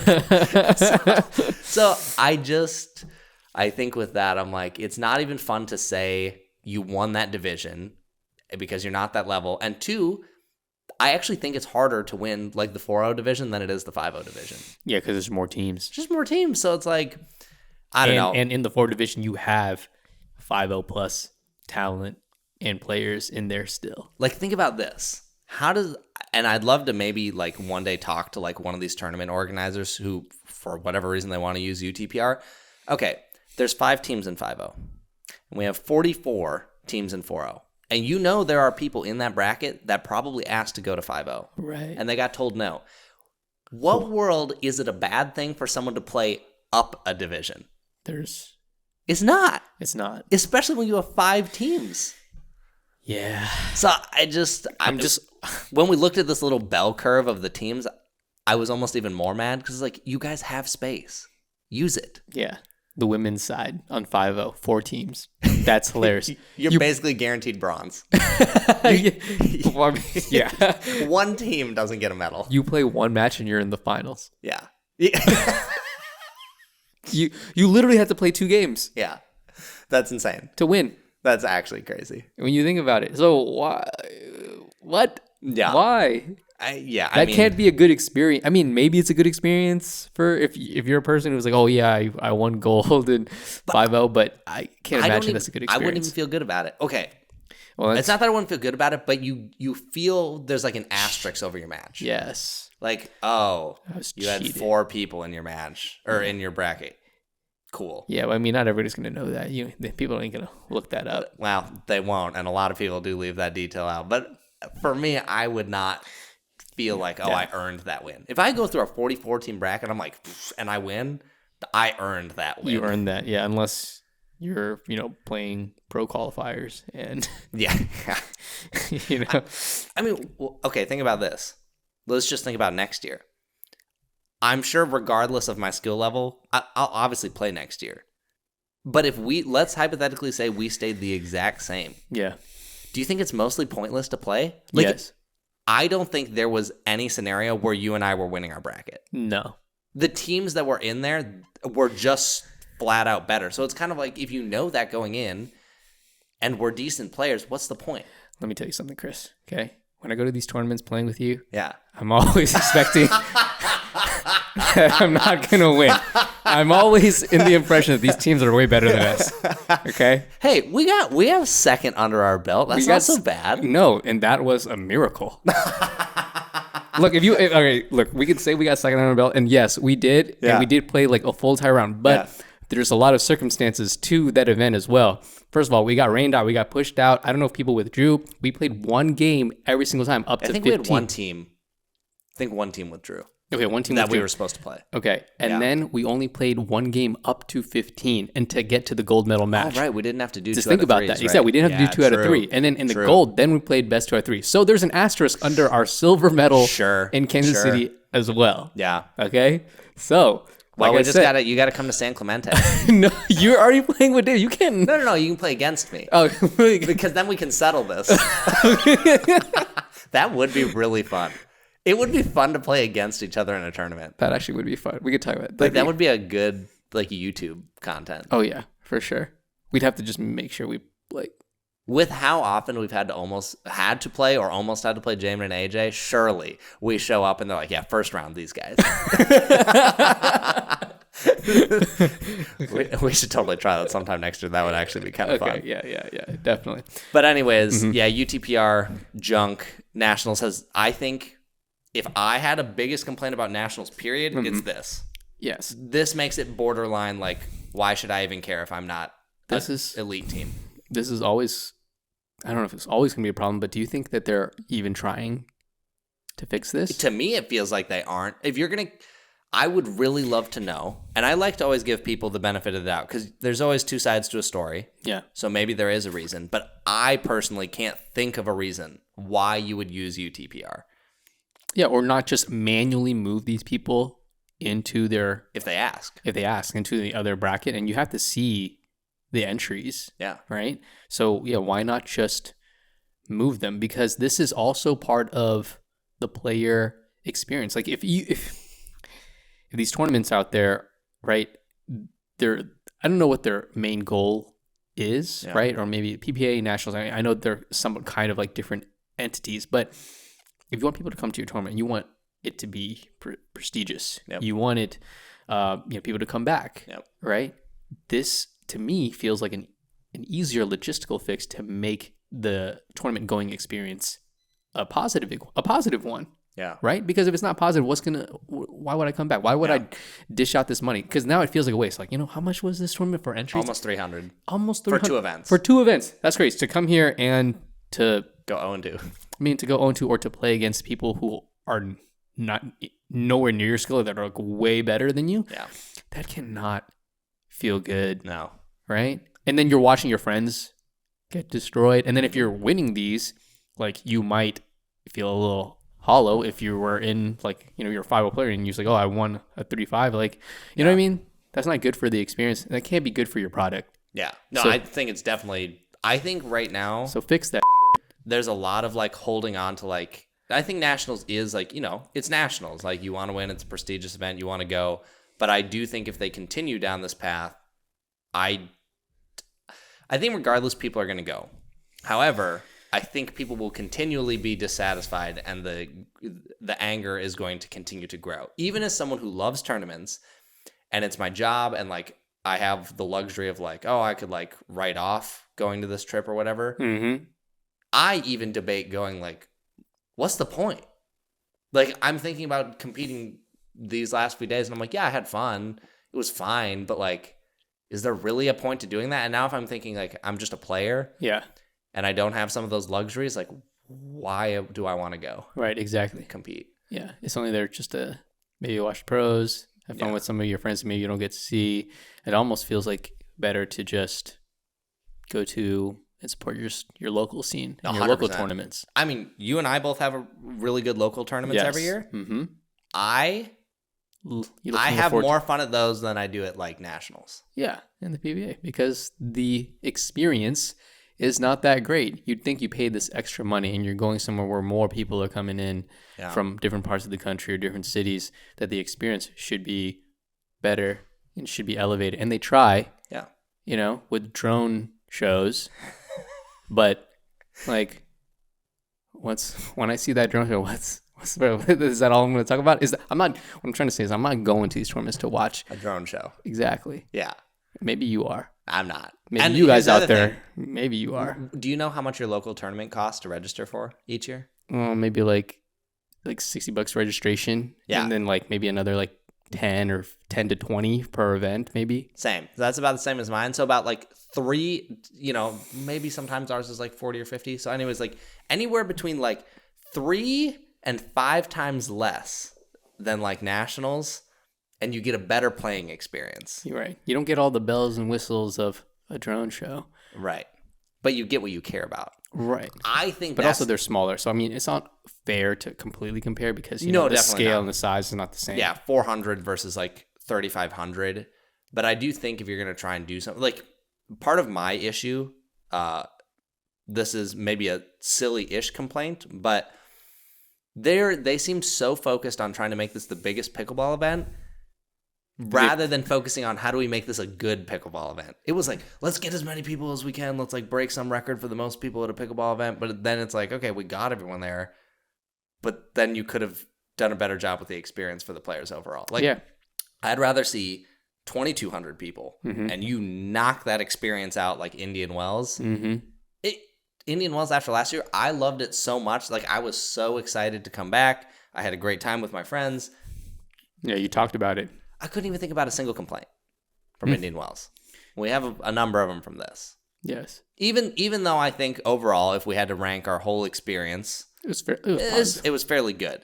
But when you think about the money and what this should be, it's like, okay, like, could do better. And I don't know who you blame. Do you blame PBA or USIP? I think they're both kind of at fault here. I don't know who had more control this year, but USIP has experience doing this. They should have been able to say, hey, maybe these bathrooms are a bad option. And, PPA does so many amateur tournaments that I would think by now they would kind of figure out what makes a good USIP did. So according to you, USIP ran a good nationals at Indian Wells.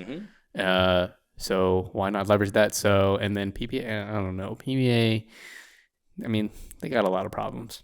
Yeah. Right?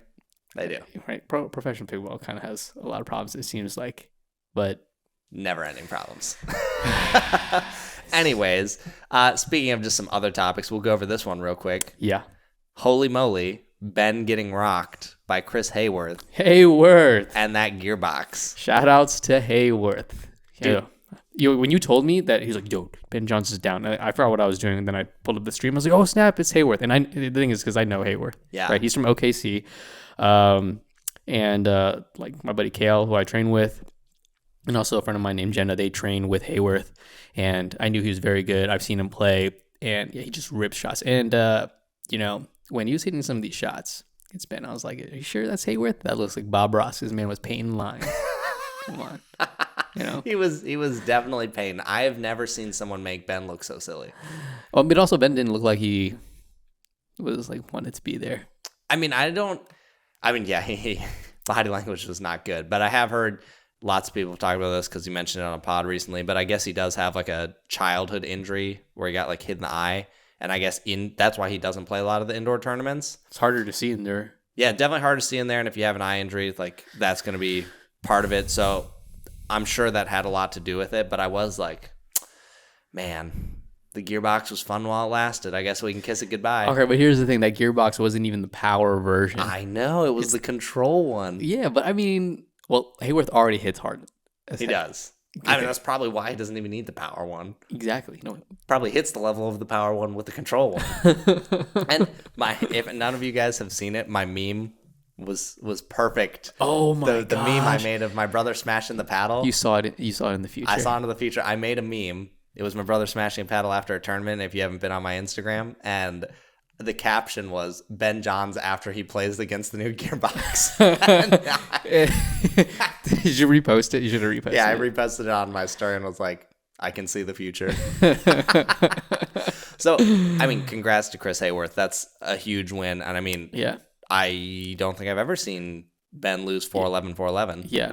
He also had a good win against Colin Schick afterwards that went to 3. Okay. And Colin was firing. Yeah. And then also we have to congratulate Mr.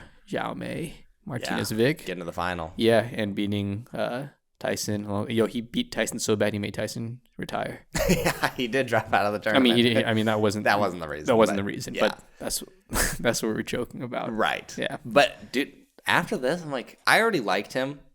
Yeah. He just seeing him, like, I like his play style. He seems like a good person. But after this tournament, I was like, there's no way you can look at this guy and not like him.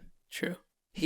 I got to talk to him a little bit in person. Yeah. Watching him on court, he's so nice. He was in the final Yeah, he he's was funny. just joking with JW the whole time. You're supposed to hit it here. Yeah. Here. Yeah, it's just like, this is just a good guy. Yeah. So, huge fan of him. Like, Shout out to Jame. Yeah, shout out to Jame. All right, so Franklin ball. Yeah. Obviously, everyone had to play with it, and that's what Nationals does here. I want to talk about the pros specifically here. I personally think it's more entertaining watching the pros play with the Franklin than a Dura. Well, what do you think? Yeah, well, now it is because these paddles are so powerful. Yeah. And so you need to soften the ball. And we talked about this before, that the ball needs to change. Like, something needs to change. Yeah. And if you're not going to do it from the paddle side because USAP and MLP and whatever are just like not consistent. Yeah. You know, everybody's saying, oh, these paddles are testing our parameters or are failing our test, but we still don't fully understand who failed, what failed, how did they fail. Right. So, okay, that's a show. Yep. Let's talk about the ball instead. Yep. Let's make this softer, or let's make this more playable and enjoyable. And I agree. There was a lot more rallies, great points. The semifinal match in the evening with Pablo Tejas and Federico Staksrud against the Johns brothers, that was a great match. In my opinion, like, fun matches to watch because, man, Federico was going in there and he was wailing on this ball. Yeah. Like, running in, like, whipping backhands out of the air, swing volleys, and then I was like, wow, that was awesome to watch. And you never see Federico really do that all that much, but he did do it because, you know, I think it's partly, like you said, it's with the Franklin. Well, and you get a lot more chances to, like, reset the ball, so you see some, like, really incredible gets. The firefights are longer. Yeah. I think people, I don't know this, but I'm just assuming that they're probably a little less scared to speed the ball up because you're not worried about eating one counter and it's over because it's a Dura. Yeah, unless they have a gearbox paddle. Unless they have a gearbox paddle. Because we're playing with Franklin battles, and then other people with gearbox paddles were just ripping them still. A Dura might have been better for us because the ball probably just would have been out every time. You're right. I didn't even think about that. Yeah. But you're right. Yeah. So, Anyways, yeah, for the pros, I'm sure they didn't like playing with the Franklin. If I had to guess, it's harder to put the ball away. Things last longer. It's more fatigue on the body. But in terms of the spectator view, I'm definitely in favor of the ball getting a little bit slower because there was a ton of matches that I was like, this is super entertaining pickleball. Yeah. Points that I feel like, it's not that you don't see, but they're just consistently being longer. And it's like, yeah, it's really entertaining. I mean, I think those Duras are going to be out anyways soon. They are going to be out soon. And it's because, like, I don't know, was it their contract was ending or something? So, well, they just put out a bid for, like, next year's ball or whatever. Yeah. So it'll be interesting to see how that goes. I think, maybe that'll be better for everyone now. We won't have to buy breaking Duras. So that'll be kind of nice. Thank goodness. That ball sucks. Yeah, it's not great. But okay, so that was the Franklin. Now let's talk about the progression draw. This was kind of interesting. Mm-hmm. Okay, so for those of you that didn't know, the progression draw was basically you only played one match per day. Mm-hmm. Unless you played all three events. So you would play one singles match, one mixed match, and one men's doubles or women's doubles. Yep. In the past, you played everything in one day. The reason for this was, save your body. You're not there as long. Time is more predictable. Yada, yada, yada. There's a number of reasons for the top pros or pros in general to like this type of draw format. And for doubles, they ended up doing 3 out of 5 everywhere. Not just a final. Mm-hmm. Every match was 3 out of 5. I thought in terms of spectating, I liked seeing 3 out of 5. I think it makes it a little more interesting. Mm-hmm. Bigger chance for a comeback. There was quite a few matches that went to 5. The comeback from the Brasia sisters. Yes. Against Legend. After they get pickled? Yes. Come back and take it in 5. Yeah. And I think they were down in the second set too, and they came back and won that 12-10. That's crazy. And so they got pickled. You were down in the second set. You come back and claw your way 12-10, and then you go and proceed to win the next 3. Yeah. That's pretty legendary. Shout out to you, Mary and Maggie. Good job. Yeah. So I think if you are going to want to, like, let's say, I think if you do this moving forward, Wednesday, no one's going to care to watch anything because you've got Ben playing like a number 64 seed. Who cares? No one cares.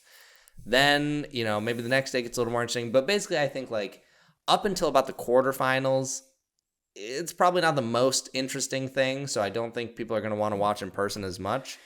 But after that, like, let's say you're at home and you're like, oh, okay, I see the matches and the times they're playing today. Ben plays at like 3. Okay, I'm going to watch that match. The way tournaments are done right now, you have no idea when a match is going to be, if it's going to be a good match. Mm-hmm. So I think in terms of watching, it makes things a little bit more predictable, which is nice. Yeah. I mean, did you have any thoughts on like the format as a whole? Honestly, From a spectator view. From a spectator point of view, not really. And here's the thing. When I went, I didn't really get to spectate nearly as much. I mean, I waited for like the matches closer near to the end of the tournament. Yeah, I didn't really care about, the initial like matches. Yep. I was busy watching you, watching my friends, etc. So I don't want to say I can speak on it too much. I did talk to Judith Castillo, and she wasn't a fan.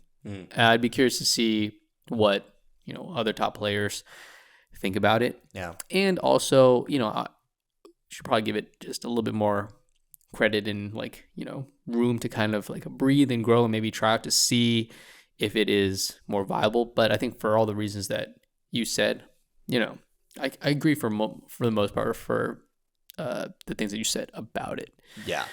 I don't know. I do think we talked about in previous pods, so we won't go into everything.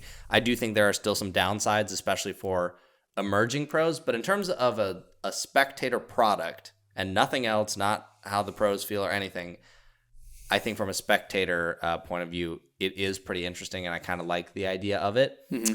Still probably a little weird having to switch between all three events in a day, like if you go play singles, then mixed, and then men's. But I am not opposed to seeing it a few more times and seeing how it goes and then deciding. It's kind of cool to see, all three events in the same day. Like, what if you're a spectator and you can only go one day, and like then you get a chance to watch some singles, some mixed, and some gender, right? And you can't get a mix of everything. You get a mix of everything because if you're a spectator and you can only go like let's say Friday or Saturday, then you're stuck watching only doubles. But maybe you really wanted to watch singles. I don't know. Yeah. Unless you go on Sunday where you can watch the championship, but maybe you want to watch some newcomer or a fairly like a player that's not as well known, right? Yeah. So I can see some benefits to that. In terms of the qualifiers, I don't know, maybe qualifiers can be done in a day, and then if you made it through qualifiers, then you kind of have like maybe this break in between.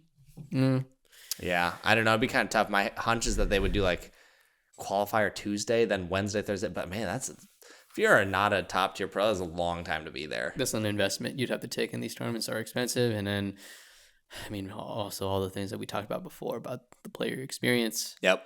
I mean, but it is probably a little, maybe not that much different for the pros. At least for the qualifiers, is probably run very similarly to how the amateurs are run. Yeah. Yeah. So anyways, I think the format is kind of interesting. Curious to see more. But then last few things we got here, we did get to go to a 6-0 event. Yes. Dale was here from Australia. So he just held an event for a bunch of ambassadors, and then, reviewers were obviously welcome to come. I actually think we had a bunch of the reviewers. It was like me, you, John. Am I forgetting anyone? Don't know if I am. I mean, Brian was there. Brian Lim. He doesn't. He doesn't really review paddles, but he's done a little bit. Yeah, he's done a little bit. But content creators were there. It was basically just at least the ones that mattered. Whoa. Just kidding. I didn't. If any creators out there have beef, Will said it. I did not say that. Come at me, bro. Anyways, it was basically just a meetup, eat some good barbecue, meet some people, try out some prototypes that they're working on. They got some sick prototypes. Yeah, number 42. I think it was 43. From number 43. I told Dale as soon as I hit this thing, I was like, make this paddle, release it. And he was like, I won't go into it, but he was like, I don't know. And I was like, Dale, I'm telling you. He needs to tweak it just a little bit. He needs to make it a little lighter. He needs to make it a little lighter. Mm-hmm. But outside of that, the thing that it was really good at, he was like, I don't know, that might be too much. And I was like, Dale, send it. It doesn't matter. Just send it. Yeah, I was like, Dale, if this can turn Chris from 3.5 to pro. If this can turn Chris from 3.5 to gold medal match, gold medal on Sunday, it's gonna be an instant seller, dude. I can see it right now. Like people are listening to this, people in your Discord are going right now into the 6-0 form. Like, what is it? What is prototype 43? 43. Give me number 43. But here's another thing I'll say. He had a lot of prototypes. Yes. That he was working on. Are we allowed to talk about Any other ones? I'm just gonna assume no because we didn't ask. Okay. We might be able to, but let's just assume no for now. I think it's really cool to see in a world, especially as reviewers, where we see a lot of copycats, we see a lot of the same thing.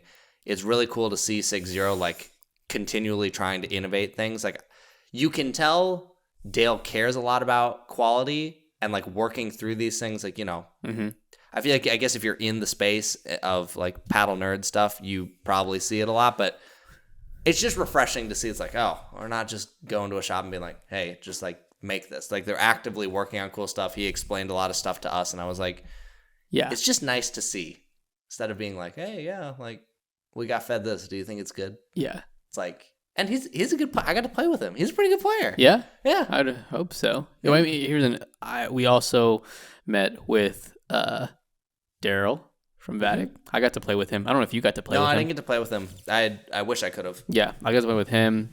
Oh, and Jeff. Shout outs to Jeff as well. Jeff Lee, number 1 Vatic player in the world. We got to play, and yeah, Daryl's also pretty solid as well. Yeah, okay. Yeah, it was a lot of fun. I might get to play against him in San Clemente. I told him and Jeff they should play together so they can play against me and Ed. I said it would be a really funny video. That would actually be hilarious. I should do something. We should like place. I should mic us all up for that match and like place a bet with Daryl. That's like, hey, if me and Ed beat you, you have to give away like 30 paddles to my viewers. But if I lose, I don't know what I would do. But if that happens, I'm going to talk to Daryl about that. That would be kind of funny. Oh, that would be hilarious. But yeah, it was a fun event. The 6-0 team threw a really cool event. Got to play some great games. Yeah. We got to meet some of our other peeps in cohorts. Let's see. I mean, we actually meet a lot of people out at this event. We saw, what you call it? Not Elijah. It was, oh my gosh, why am I blanking out? Was it just Pickleball Journey? Oh, I think it's Justin and Brandon. Yeah, Justin, I'm pretty sure. Justin is Brandon his brother? I'm pretty sure they're brothers. Okay. I think they have the same last name. They won. I think they won their... Yeah, they won the 5-0. Yeah, 5-0. They did. Job. Yeah. Yeah, that's sick. Yeah, that's it. Some of them... Content creators, they can ball. Yeah. Danae was out there too, from All Things Pickleball. John Q. Of course, Jeff. Yeah. Jeff. And I'm sure there was even a couple other people. Brian. There was a lot of... Yeah, Brian. There was a lot of people. I mean, also, shout out to everyone who came up and said hi. Yeah. There was a lot of people. I don't think people understand how, like, if you, I'm not going to speak on your behalf, but I'll say for me, never, ever be afraid to come up and say hi to me, because I genuinely, as long as you can tell I didn't just, like, lose a horrible match, and then I'm, like, as long as I don't look like I'm in a terrible mood, I loved meeting everyone. Like, people would stop me. Like, I had some older couples stop me, and they're like, we just, like, love your podcast. Like, we listen to it together. You know, like, we make our dinner and, like, listen to it. I'm like, that's just cool. Yeah, no, it is cool. And if you came up to me and you said, what's up? You know, I love it too. I may or may not have been a little inebriated when you came up. It happens, you know, like you're there for a full day. You know, those things happen. Shout outs to Anna and Rona from Seattle. They came up, you know, say what's up to me. I was definitely inebriated when I met them. So sorry about that. Anything dumb? No, of course not. Oh, okay. I never regret anything. At least I don't think. They might have something. I don't know. All right, here's a funny story. Okay. Yeah. Okay, we'll get back to this. But you weren't there, but I went to go get food, or I was going to the bathroom or something. Oh, is this a story? I think it is. Oh yeah. Oh gosh, dang it. This lady was like, "Oh my gosh, Will, you're a podcast guy," and I was like, "Yeah," and she was, "Yo, where's your sidekick?" And the disrespect. And here's what's the funniest thing to me about saying, "Where's your sidekick?" Yeah, because I usually do all the planning for the script, and then I edit everything. I know. It's on your channel. And it's on my channel. Well, to be fair, like we both decided to put it on your channel at the time because you had more followers, and you're definitely more like engaging. And also at the time, I was like, I mean, I don't know where I'm going to go with this whole YouTube thing. It could have I could have just stopped. Fizzled out. So I was like, put it on your channel. That's so funny. Yeah, you should have asked you, but it should have been like, okay, why do you say sidekick? Oh, yeah. I would have loved to just hear what it was. But when you told me this, it was so funny. I wasn't going to ask. Are you kidding me? I was like, yep, that's right. And then it was funny because I was like, no, he's not really my sidekick. He's like, oh, yeah. She was like, your assistant. I was like, yeah. It's That's even worse. Well, I mean, you do like do the work, upload it. So I mean, yeah, you kind of are. So she ain't wrong. I guess when you think about it, the things I'm doing are kind of like an assistant. Yes. All right. I got to reevaluate my life. That was funny. And then, all right, another one. I don't know who it was, but sometimes we just walking by and people just yell, "Pickleball well!" Like top of their lungs in passing. Don't even stop me or anything. Just yell it. I'm like, "Yay!" And then just keep walking. That happens more often than not. Yeah. And that is what's surprising. People just yell out "Pickleball studio" when you. Yep. Oh my gosh. Yeah. That one like frightens me a little bit. I'm like, oh. Well, what? Now it was super cool. I think honestly that was part of some of my favorite time during the trip is just people coming up and be like, hey, like, thanks for the paddle reviews. Like, lots of people are like, yeah, I bought this paddle because of your review. Like, yeah, it's a very, I guess, feels fulfilling to know the, like, work you're doing actually means something to people versus just like, oh, I'm like, people actually find it helpful, I guess. Yeah. Sometimes maybe it's harder to see that. So thank you to everyone who came up and said hi. We really appreciate it. It's a lot of fun. Yeah, a lot of fun. 6-0 event, super fun. Yeah. Shoot, there was a lot more people at that event than I had anticipated. Yeah. Yeah, definitely.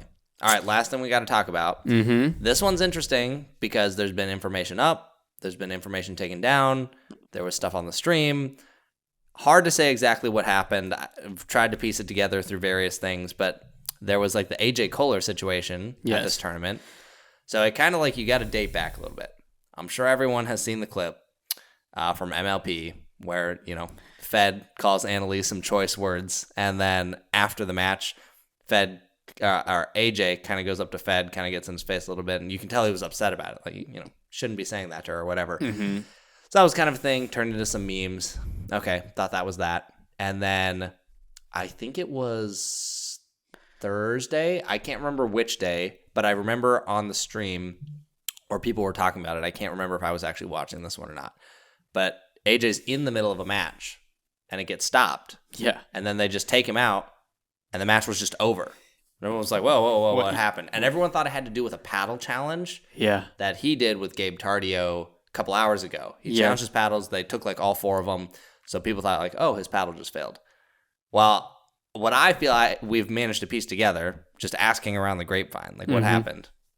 We don't know this for sure. This is just what I was hearing. Apparently, there was possibly some physical altercations between Fed and AJ, and then that led to a bunch of stuff. And there was even posts up. There was a lot of vague stuff. Vague stuff, yeah. And posts were up, and then they got taken down. Yep. But we knew they exist because we have a few people who screenshotted them and sent them to us. Yeah. And there was the ones I remember. There was one AJ posted that was like, the truth will prevail. It always does. So very vague. I remember, I think it was Pablo posted something that was like, I don't remember exactly what it was, but it was kind of insinuating like, oh, there should be like a lifetime ban for like what happened or whatever, or like punishment should be way bigger. And I think he even said something about some of these news outlets like posted the stuff and then they took it down. And I feel like he was kind of saying like, oh, they're scared or whatever. Yeah, he felt like they were censored a bit. Yeah. So I don't know. It sounded like I thought I was heard. There was like cops called and stuff, and that's like kind of why the match stopped is kind of when they showed up or whatever. So I'm sure at some point there will be more details about this, but during the tournament, it was really weird seeing like posts go up and then come down, and it was like a match was stopped mid-match. Yeah, it was really weird. So I don't know, but like pickleball especially is not that big. Everyone kind of knows everyone. Mm-hmm. I just feel like in the pros it's even smaller. So I'm like, man, I don't. It's gonna be just got to be awkward, like just bad blood, whatever the heck happened. Right. It couldn't. I just find it really hard to believe that an altercation happened because because Fed used some choice words in the match. Like you think there was other stuff? Probably. Yeah.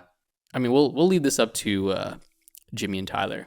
Yeah, I'm sure. I will not be surprised. I'm sure they'll have this fully covered. Yeah, but it would be weird, right? Like, I guess I would totally understand being upset about those things being said to your teammate. Totally get it. Mm-hmm. But I would think after MLP, you just drop it. Yeah, like it's like doesn't really affect me. Mm-hmm. Like, why would I need to start something later? So I don't know. Maybe there's always two sides to every story, right? Of course. I'm sure not everyone's perfect in this whole thing. Mm-hmm. A lot of questions. So many questions. It was really weird what was happening during the tournament. I'm very curious. I'm very curious to know, and then just to like let it go. Yeah. And move on. Move on to the next thing. Yeah. Just how the pickleball news cycle goes. Right, exactly. We got other bigger things to worry about, like getting the player experience for these tournaments better and for UTVR. Give me your final rating in this tournament, like out of 10. Out of 10? Like your personal experience. I'd say it was a 6. That was what I was going to say. A 6. I was going to say a 6. Like I wasn't super disappointed, but a lot of room for improvement. A lot of room for improvement. Yeah. Yeah. It could have been a 5. But yeah. You could have swayed me either way. If every day had been like Friday where it was kind of wet and cold, would have been a 4 or 5 for me. That's not even their fault. Yeah, that's not their fault. It's not their fault, but that would have really lowered the vibe. Yeah, because then, being outside with all the tents and the vendors, that would have, not really non-existent, but the experience of going out there to explore and to take advantage of those amenities would not be there because it's cold and wet. Yeah. And that would have been really bad. Sunday was way better. Yeah. In terms, like once the sun was out, like everyone was out, like good vibes all around for the most part. It was really weird seeing like, this is my last thing, seeing people complain on Facebook, but then like at the event, I didn't really see anyone upset. So I was kind of like, is it just a really few vocal, like, I'm not saying there weren't things to improve. For sure were, but I'm reading these posts thinking like I'm going into Fire Festival. Like I'm going to be trapped on an island. There's no water. There's no food. Like that's what I was like imagining. It wasn't that bad. No, it was nowhere near that bad. Some people like to exaggerate, be dramatic. Very dramatic. For sure. Well, I guess we'll see you guys next week. That was our experience with Nationals. You didn't have something in the kitchen? Well, honestly, probably half this stuff was the kitchen. I just didn't claim it the kitchen. So here we're gonna backtrack it. We're gonna say anything after we talked about the Franklin ball. That was the kitchen. If you guys made it right here, this was the kitchen. Okay, you guys made here. The kitchen is empty. We're sorry. Yeah, the kitchen was out of food this week. All right, we'll catch you guys next week. Later.